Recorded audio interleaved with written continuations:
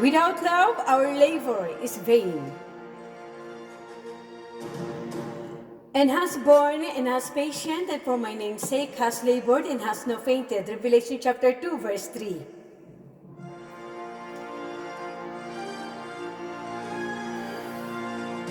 Twice he emphasizes the labor and patient. Here and in the prior verse, the church in the beginning was a hard laboring people who also had the ability to endure patiently the hardship and persecutions. For the kingdom of heaven is like unto a man that is an householder, which went out early in the morning to hire laborers into his vineyard. Matthew 20, verse 1. Therefore said he unto them, the harvest truly is great, but the laborers are few. Pray therefore the Lord of the harvest, that he will send forth laborers into his harvest. Luke chapter 10, verse 2. But by the grace of God I am what I am, and his grace which was bestowed upon me was not in vain. But I labor more abundantly than they all. Yet not I, but the grace of God which was with me. 1 Corinthians chapter 15, verse 10. And let us not be weary in well-doing, for in due season we shall reap, if we faint not. Galatians chapter 6, verse 9. In your patience possess ye your souls.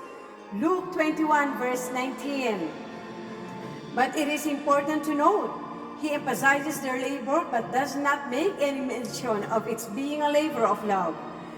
But the labor of the church started out as a labor of love.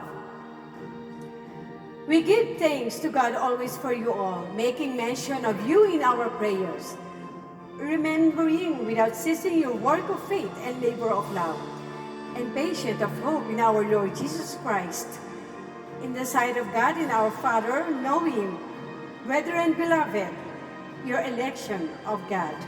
1 Thessalonians chapter 1, verses 2 through 4. For God is not unrighteous to forget your work and labor of love, which you have shown towards his name, in that you have ministered to the saint and do minister. And we desire that every one of you do show the same diligence to the full assurance of hope, and to the end. Hebrews chapter 6, verses 10 to 11.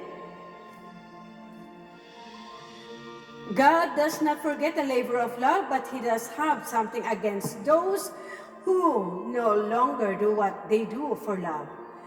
Nevertheless, I have somewhat against thee, because thou hast left thy first love. Revelation chapter 2, verse 4. Yes, a difficult labor can actually be in vain. If we lose our love for the Lord, his people, his work, and the lost souls that he died for.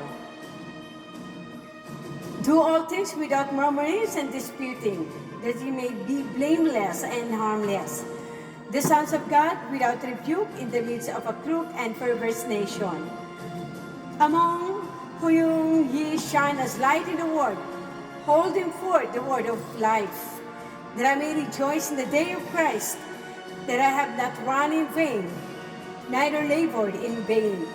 Philippians chapter 2, verses 14 to 16.